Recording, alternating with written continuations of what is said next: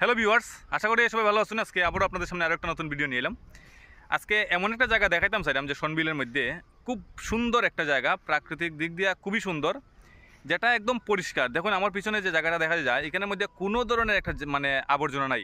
বোতল coin, plastic coin বা অন্যান্য যে কোনো কুরকুরের প্যাকেট, অন্যান্য যে কোনো জিনিস কইন, এটার মধ্যে কোনো কিছু নাই, একদম ক্লিন। কিন্তু মানে আমরা প্রত্যেক দিন বা হইতে পারেন যে সকাল বিকাল এই মাঠের মধ্যে আই। এখানে মাঠ অ্যাকচুয়ালি জায়গাটা মাঠও খাওয়া যায়, টিলাও খাওয়া যায়। আমি পরে দেওয়া অ্যাড্রেসটা কমু এটা কোন জায়গা যদি ভিডিওটা যদি সম্পূর্ণ দেখুন তো আশা করি ভালো লাগবো। আমি এই যে টিলাটা বা এই যে মাঠটা, এই মাঠের আমি সম্পূর্ণ আগে রিভিউটা দিলাই।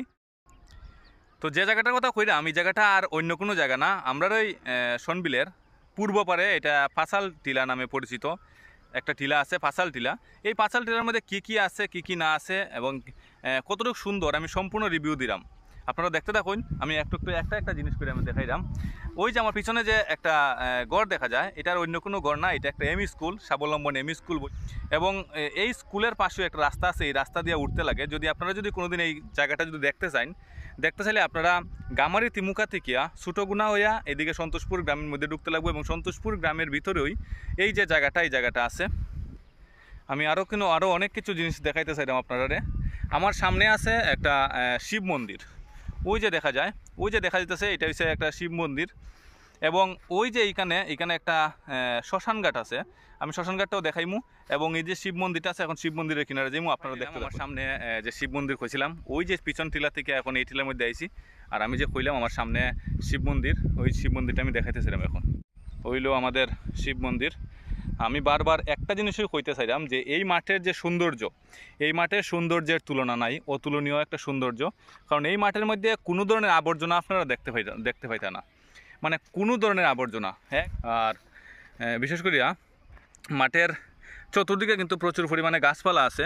আপনারা যদি আইন তো দেখিয়ে যাইবা, কিন্তু দয়া করিয়া কেউ কোনো ধরনের প্লাস্টিক, কোনো ধরনের বোতল এগুলা লই আইবা না। আপনারা দেখতে চাইলে দেখিয়ে যেতে পারবা। কারণ এই মাঠটা আমরা প্রত্যেক বছর সুন্দর এবং পরিষ্কার রাখার চেষ্টা করি। কিন্তু দাদু, ও দাদু, ভালো আসুনি? কই? ও, কোন সময় আইলা আজকে? না সারাদিন এখানেই থাকো তুমি? সারাদিন এখানেই থাকো না আজকে? এখন আইসো নি না সারাদিন এখানেই থাকো? এখানে ওই যে সামনে যে জায়গা, সামনে যে একটা জঙ্গল টিলা দেখা যায়, এই যে টিলাটা, এই টিলাটা হচ্ছে এক শ্মশান টিলা। ওইদিকে টিলার ঠিক ওই সাইডে একটা শ্মশান আছে। মানে যদি সৌন্দর্যের কথা কই তাহলে কমই হইব। কারণ এটা আমি আগেও কইছি যে এইখানের মধ্যে কোনো ধরনের আবর্জনা নাই। আপনারা দেখতে পাইরা যেখানে কোনো ধরনের প্লাস্টিক, কোনো ধরনের আবর্জনা নাই। এই না থাকার কারণ হইছে এটা পাবলিকের আড়ালে আছে। মানে এখন পর্যন্ত কোনো বাইরের মানুষ কেউ এই মাঠটার মধ্যে আয় না। সচরাচর আমরা লোকাল মানুষই প্রতিদিন এখানে সকাল বিকালেও দেখতাম আই। আর এখানেও খুব মজার একটা সকাল বিকাল একটা বাতাস পাওয়া যায়। আমরা বাতাস গায়ে লাগানোর লাগে এখানে আই। ওই যে আমি আগে যে কইছি স্বাবলম্বন এমই স্কুলের কিনার দিয়ে যে রাস্তাটা আছে, ওই যে রাস্তা, এই রাস্তাটা আইছে এইদিকে আয়া ওই একদম ওই যে মন্দির আছে, মন্দিরের মধ্যে গেছে। আর ওই যে জলের নিচে বর্তমানে ওই যে সামনে যে জায়গাটা, এই জায়গাটা পাঁচাল মাঠ নামে বিখ্যাত।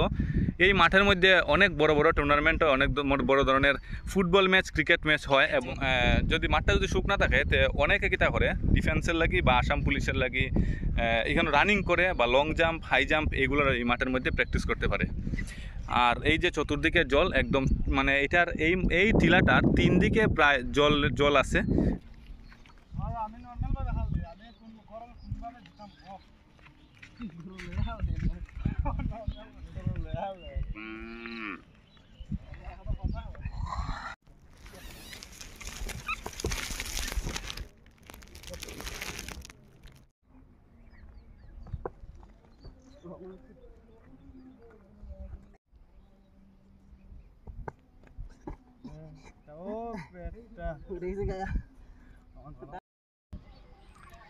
এই মাঠের কথা আমি যতই কই না কেন ততই কম হইব। আপনার কাছে একটাই অনুরোধ, আপনারা এই মাঠটা একবার দেখিয়ে যাবা।